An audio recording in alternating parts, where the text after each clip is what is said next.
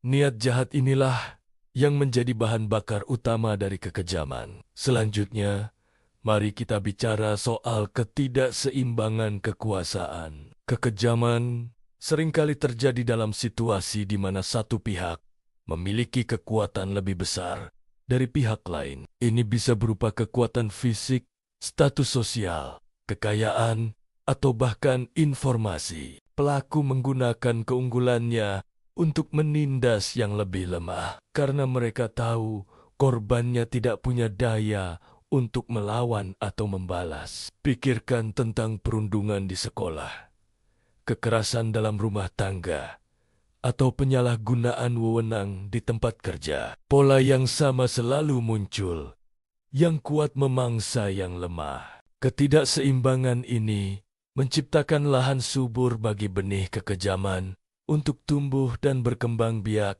tanpa kendali. Lalu, ada proses mengerikan yang disebut dehumanisasi. Untuk bisa bertindak kejam tanpa merasa bersalah, pelaku seringkali harus menghapus kemanusiaan korbannya dalam pikiran mereka. Mereka tidak lagi melihat korban sebagai individu yang punya perasaan, harapan, dan keluarga. Sebaliknya, korban direduksi menjadi sekadar objek, angka, atau label yang lebih rendah. Kita melihat ini dalam sejarah genosida, di mana propaganda digunakan untuk menggambarkan kelompok tertentu sebagai tikus atau kecoa. Dengan menghilangkan status manusia dari korban, pelaku memberi dirinya izin moral untuk melakukan tindakan yang tak terbayangkan. Mereka meyakinkan diri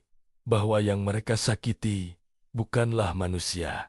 Jadi, aturan moral pun tidak berlaku. Ini adalah mekanisme pertahanan psikologis yang sangat berbahaya. Sekarang, mari kita bandingkan dua reaksi emosional, ketidakpedulian dan kegembiraan. Seseorang bisa saja menyebabkan penderitaan karena ketidakpedulian. Misalnya, seorang CEO yang memecat ribuan karyawan demi keuntungan perusahaan mungkin tidak secara aktif menikmati penderitaan mereka, tapi ia memilih untuk tidak peduli. Ini sudah buruk. Namun, level kekejaman yang lebih dalam terjadi ketika pelaku justru merasakan kegembiraan atau kepuasan dari penderitaan orang lain. Fenomena ini, yang dalam psikologi disebut sadisme, adalah puncak dari kekejaman. Mereka menikmati rasa kuasa dan kontrol yang didapat dari menyakiti orang lain. Bagi mereka,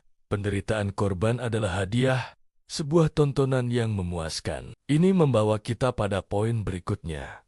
Ketika kekejaman itu sendiri menjadi tujuan. Dalam banyak kejahatan, penderitaan adalah efek samping. Perampok ingin uang, penderitaan korban bukanlah tujuan utamanya. Tapi dalam tindakan kekejaman murni, penderitaan itulah tujuannya. Pelaku tidak menginginkan apapun selain melihat korbannya hancur. Tidak ada motif lain seperti uang, kekuasaan, atau balas dendam. Yang ada hanyalah hasrat murni untuk menimbulkan rasa sakit. Ini adalah bentuk kekejaman yang paling sulit dipahami dan paling mengerikan, karena ia menantang logika dasar kita tentang motivasi manusia. Dari sudut pandang hukum, ada perbedaan penting.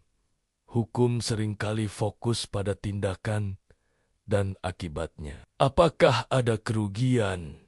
Apakah ada pelanggaran hukum? Niat jahat atau mens rea memang menjadi pertimbangan, tapi sulit untuk mengukur tingkat kekejaman secara objektif. Sebuah pembunuhan bisa dihukum berat, tapi apakah hukum bisa benar-benar menghukum kegembiraan yang dirasakan pembunuhnya? Di sisi lain, banyak tindakan kejam seperti perundungan verbal, pengucilan sosial, atau manipulasi emosional yang seringkali lolos dari jerat hukum. Meskipun dampaknya bisa sangat merusak jiwa korbannya. Hukum punya batasan, Ia tidak bisa mengadili semua bentuk penderitaan yang ditimbulkan manusia pada sesamanya. Terakhir, mari kita selami dari perspektif psikologi. Apa yang membuat seseorang menjadi kejam?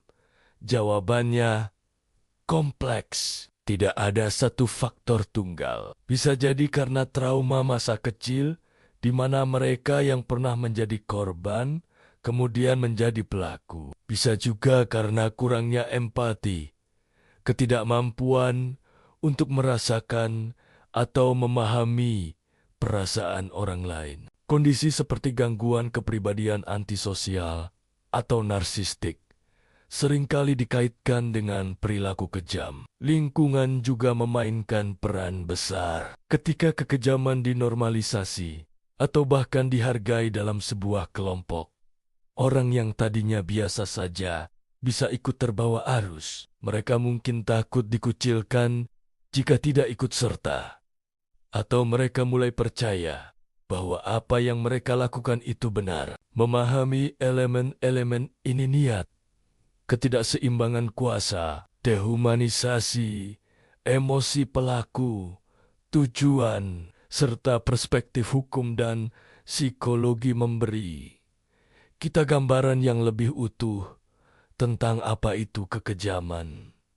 Ini bukan sekadar tindakan jahat biasa. Ia adalah sebuah proses kompleks yang melibatkan niat jahat, penyalahgunaan kekuasaan, dan distorsi psikologis yang mendalam. Dengan memahaminya, kita bisa lebih waspada terhadap tanda-tandanya di sekitar kita, baik dalam skala kecil maupun besar. Dan yang terpenting, kita bisa belajar untuk membangun dunia yang lebih berempati, di mana kekejaman tidak lagi memiliki tempat untuk berakar. Jika Anda atau seseorang yang Anda kenal sedang berjuang dengan masalah kesehatan mental atau menjadi korban kekerasan, jangan ragu untuk mencari bantuan. Ada banyak sumber daya dan komunitas yang siap mendukung Anda. Ingat, Anda tidak sendirian. Terima kasih sudah menyimak sampai akhir. Jika video ini memberi Anda wawasan baru, jangan lupa untuk like, bagikan, dan subscribe agar kita bisa terus belajar bersama. Sampai jumpa di video berikutnya.